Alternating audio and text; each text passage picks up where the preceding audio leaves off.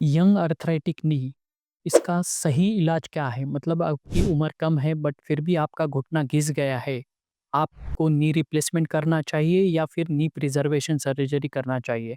अगर आपकी उम्र अराउंड 50 है, 45 है या 55 है, ऑब्वियसली अगर आपका घुटना घिसा है, knee replacement is the best solution जिसमें हम फीमर कार्टिलेज कट करते हैं, टिबिया कार्टिलेज कट कट करते हैं या फिर हम टाइटेनियम या ऑक्सीनियम का इम्प्लांट डालते हैं। This is the knee replacement surgery which will last about 18 to 20 year.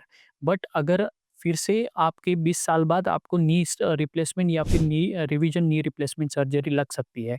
तो फिर अगर आपकी उम्र कम है तो knee preservation would be the better option. तो नी प्रिजर्वेशन में क्या-क्या चीज़ें आती है, क्योंकि घुटने के अंदर अलग-अलग चीज़ें रहती है, जैसे लिगामेंट रहता है, मेनिस्कस रहता है या कार्टिलेज रहता है। अगर आपका कार्टिलेज घिसा हुआ है, कार्टिलेज अलग-अलग जगह पे घिसता है, जैसे पटेला के अंदर घिसता है, घुटने के अंदर के साइड में घिसता है, फीमोरल के साइड में घिसता है, टिबिया के साइड में घिसता है। तो अगर वो बहुत ज़्यादा नहीं घिसा है तो हम उसको माइक्रो फ्रैक्चर दूरबीन के द्वारा माइक्रो फ्रैक्चर कर सकते हैं, और माइक्रो फ्रैक्चर के बाद उसके अंदर हम बोन मैरो या फिर प्लेटलेट रिच प्लाज्मा इंजेक्ट कर सकते हैं। अगर आपका जो कार्टिलेज डिफेक्ट है वो बहुत ज़्यादा थोड़ा-सा बड़ा है, 1 से 4 सेंटीमीटर तक है, जिसे हम ऑस्टियोकॉन्ड्रल डिफेक्ट कहते हैं, तो उसमें हम ओट्स कर सकते हैं, ऑस्टियोकॉन्ड्रल ऑटोलॉगस ट्रांसप्लांट सिस्टम, जिसमें हम अच्छे जगह का जो कार्टिलेज है, यूजुअली आपका जो लैटरल साइड का कार्टिलेज रहता है नॉन वेट बेयरिंग वाला, वहाँ से हम कार्टिलेज निकालते हैं और वो जो डिफेक्ट है वहाँ पे हम प्लग कर देते हैं। या फिर एक ऑटोकार्ड सिस्टम है जिसमें हम आपके जो अच्छे कार्टिलेज है वो आर्थ्रोस्कोपी द्वारा शेव आउट करके निकालते हैं और उसका एक पेस्ट बनाते हैं, और वो जो पेस्ट है वो जो डिफेक्ट में हम थ्रोम्बिंग के सहारे जो ग्लू रहता है, जो अपने ब्लड के अंदर भी ग्लू रहता है, उसको प्रोसेस करके थ्रोम्बिन के सहारे उसको चिपका देते हैं और उसके ऊपर एक हाईलाइन का कार्टिलेज निकाल देते हैं। अगर डिफेक्ट बहुत ज़्यादा है और बहुत ज़्यादा फीचर्स है उसमें, तो हो सकता है कि आपको नी रिप्लेसमेंट ही लगे।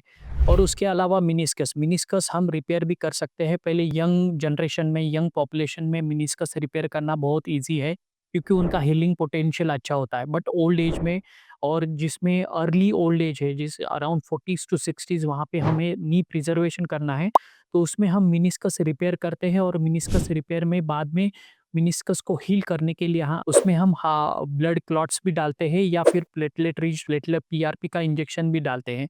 ब्लड क्लॉट क्या करता है, तो हीलिंग पोटेंशियल में मदद करता है। So if you are young, quite young, around 40 to 60, और आपको नी प्रिजर्वेशन सर्जरी करना है, तो ये सारी चीज़ें करना ज़रूरी है। अगर आपके उसके साथ अगर आपका एसीएल भी टूटा है, तो हम एसीएल रिकंस्ट्रक्शन भी करते हैं।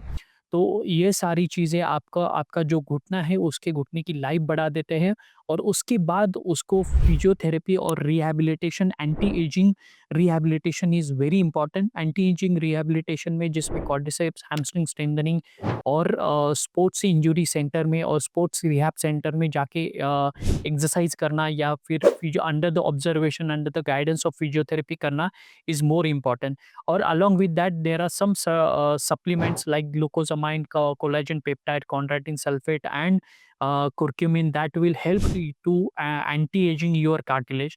So with this meticulous treatment of anti-aging or knee preservation surgery, hope your knee will last long, your natural knee will last long. I hope this is clear.